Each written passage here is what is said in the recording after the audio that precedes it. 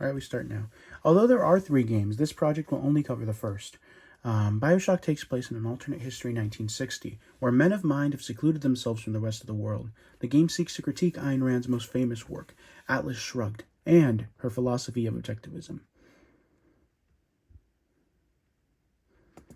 So, Ayn Rand's Atlas Shrugged is set in a dystopian United States where businesses suffer under the looters, who are proponents of high taxation, big labor, and government ownership, spending, planning, regulation, and redistribution. To combat this, business owners, men of mind, hide in Galt's Gulch, striking by stopping their industries from operating, with some even lighting their oil fields ablaze. So, objectivism argues against altruism as a moral obligation and instead promotes voluntary trade and relationships as the basis of social interactions where individuals interact as independent equals, trading value for value. It also ignores religion and governments as sources of authority.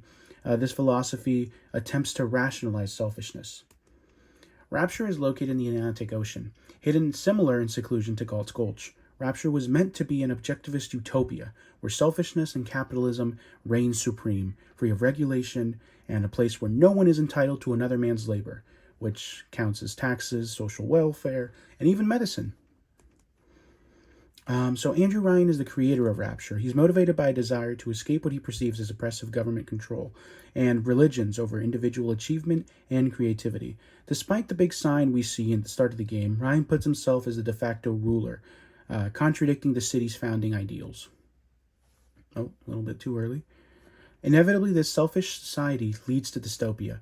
Without regulations, people were at the mercy of con artists. Without social welfare, those who couldn't work were doomed, of which there were many, as Andrew Ryan automated all menial labor. If you were sick, you couldn't pay, there was no one to help you, and there was no free trade with the outside world other than Fontaine's fisheries. Speaking of which, seeking an opportunity to seize power, the con artist Fontaine started smuggling operations as he had access to the outside world. He started Fontaine's Home for the Poor to establish some social welfare, but he used that as a pretext to put the poor people on his side. He opened up orphanages, but he used those to experiment on children, and he started selling Adam and plasmids to amass wealth and power. So Adam was discovered by Dr. Tannenbaum, an extremely addictive substance that can heal wounds and, through the use of plasmids, give people literal superpowers. Side effects are they warp your mind and they make you become violent And without proper regulations in this free market system, nobody was able to detect the side effects until it was too late. So all of these issues converging causes a civil war. But now the people of Rapture have gone insane, attacking anyone for more Adam. In the end, Ryan's forces win, but it's left Rapture that much more unstable. This is where our player character arrives to Rapture, right after its civil war. So we start the beginning of the game not knowing who we are, in a plane looking at a gift given to the player. Suddenly the plane crashes, and luckily there is a lighthouse nearby which we go inside. Quickly we find a sort of submarine called the bathysphere, which takes us into Rapture. Of course we fall in the middle of the Atlantic Ocean. I believe the character is heading to Iceland.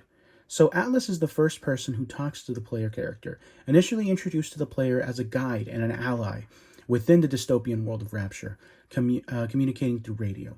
Atlas portrays himself as a family man, fighting against the tyranny of Andrew Ryan, Rapture's founder, in an attempt to free the city from Ryan's control and reunite with his own family. One of the first major enemies the player faces is Dr. J.S. Steinman, a mad doctor who, under Rapture's philosophy, is able to act with impunity.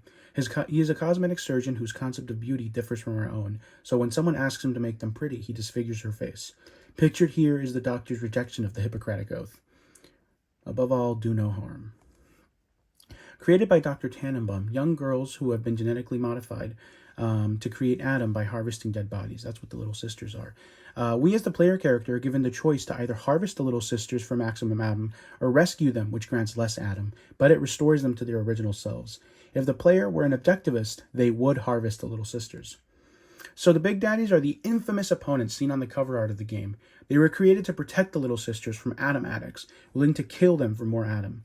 In order to harvest or rescue the Little Sisters, the player must kill the Big Daddy. And specifically, there's the Splicers, which target the Little Sisters. So plasmids. In the game, power-ups, which are given to the player, supply powers such as electricity, telekinesis, even Bugstorm, and they're obtained by and powered by Adam. Plasmids allow the player to customize their character's powers to suit their style, symbolizing ethical and societal consequences of unchecked scientific advancements and the obsession with power.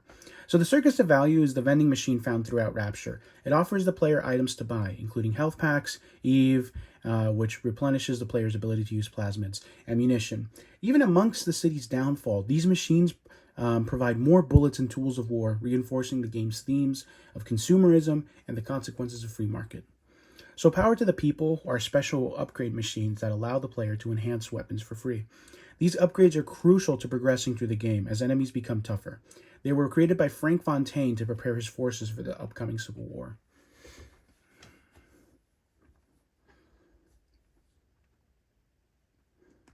So would you kindly? Throughout the game, the player is led to believe that they are making choices of their own free will, from how they deal with the Little Sisters to following the directives given by Atlas. However, it's revealed that the protagonist has been conditioned to obey the phrase, "Would you kindly?" So every time Atlas says, "Would you kindly do this?" that's actually him controlling you. So Atlas is Fontaine. Towards the end of the game, it is also revealed that Atlas is actually Fontaine, the ruthless gangster and primary antagonist. Fontaine uses the alias of Atlas and adopts a fabricated persona to manipulate the player into helping overthrow Andrew Ryan. Also, an interesting thing is that you're actually the son of Andrew Ryan and someone else. So the funny thing about this game is that choices do matter. Saving the Little Sisters leads to the character peacefully leaving Rapture, but harvesting them leads to you ushering an age of nuclear war when you leave Rapture. Saving them despite the promise of less immediate personal gain embodies a critique of objectivism, suggests that true fulfillment may come not from self-interest, but by recognizing and acting upon our responsibilities to others. There we go. Woo!